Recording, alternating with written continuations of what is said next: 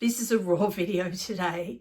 I want to talk about finding courage when you just feel like you don't have any. Finding courage when you feel like you're falling apart is hard, and I've been crying a lot of the day. I'm right in the middle of a life change. So many things have happened in the past, maybe 5 or 6 years that have just continually, it feels like once I thought I knew, my dad had to shed, and then something else shedded and something else shedded, and more things from my past came up for me to clear, and more understandings of myself happened, or more friends, parted ways with our friendship or whatever. I want to talk about finding courage when you just feel like you don't have any. It's hard. It's so hard when you're facing a new life. And a lot of us women now at 55, and I'm gay as well, so people don't understand that it marginalizes us even more, because now 55 and I'm single, and the dating pool is much smaller than it used to be. There isn't all the kind of youthful clubbing that used to happen. I'm not in that place anymore. I can't go out to clubs the way I used to, no. And where do you meet people? And online dating for us is much smaller. So then it's on top of that, it's like, how do I face a new life at 50, a new career, and get the courage to be here on YouTube? And there's so many of us that are doing this. There's so many of us. And that's what's giving me the courage to get and share my story. Today I've been crying for a lot of the day and just trying to get the courage to move forward.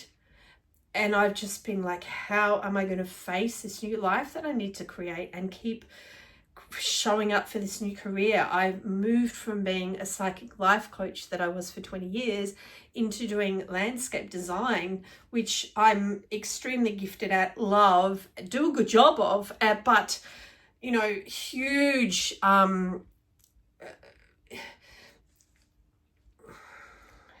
what's the word?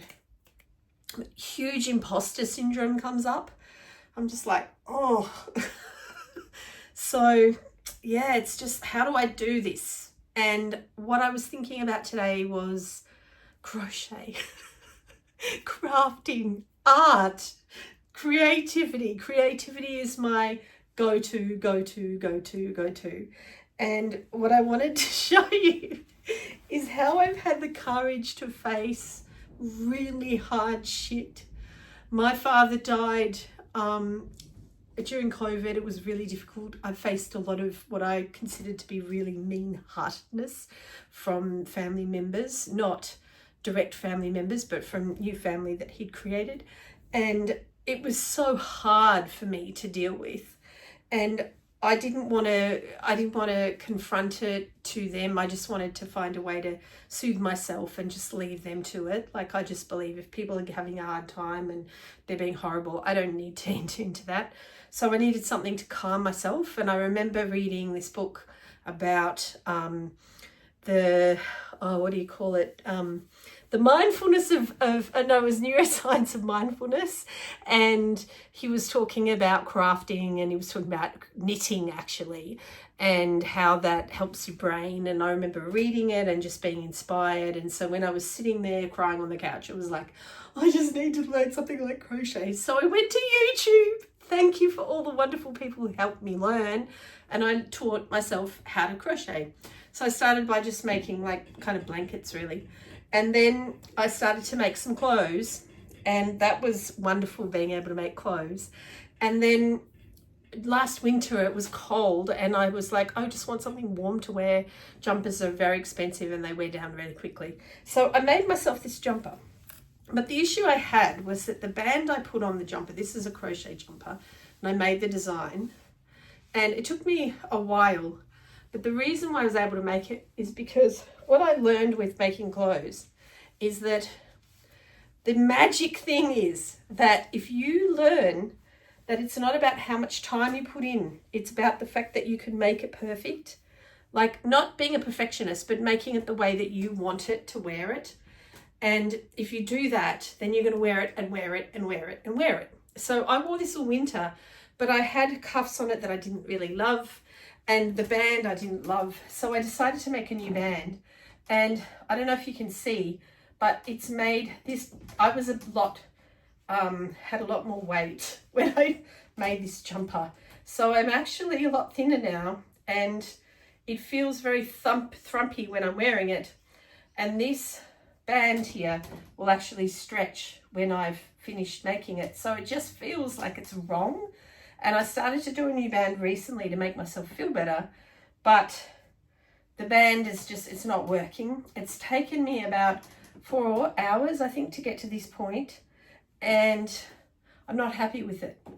So today when I was crying, I thought, what can I do to really understand that it's going to be all right, that I can reset? And I was like, I know, I can remember what it's like when I make something out of crochet.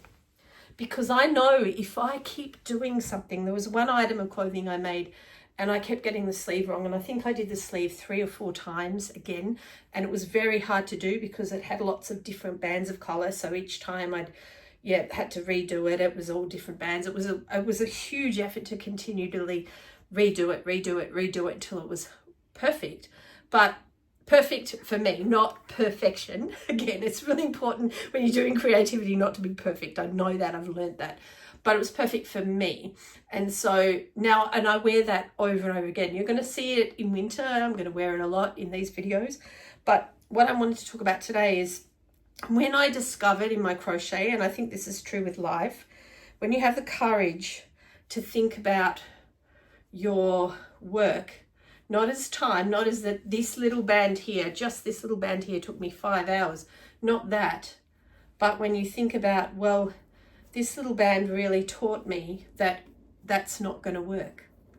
And that really what that was about doing this was giving me the ability to understand I need to make it different. And so now I'm going to continue to do, I'm going to do it again, but I'm having the courage to unpull hours, 5 hours of work to restart. And I think that's what my life is about now. It's about unpicking years and years of pain to restart and to be brave. And when you're doing it, it's hard. It feels really difficult to let go of hours and hours of work.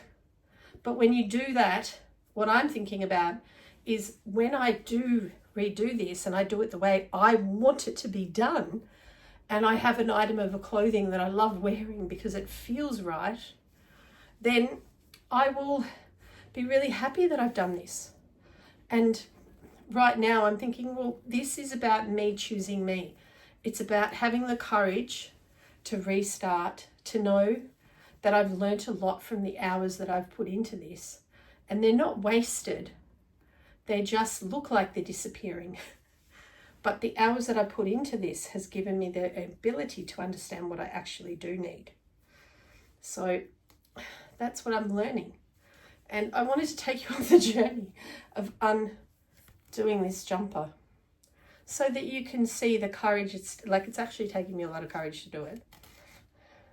And normally I'd be, the same time, I would be winding all this up into a ball. But I just wanted to do it all at once, just to show you that this is where we're going to end up, back to the start, where there's no band, and I'm going to redo my life. And this is basically how I'm going to have the courage to do this for my whole life, is to understand that we just need to do that sometimes, we just do.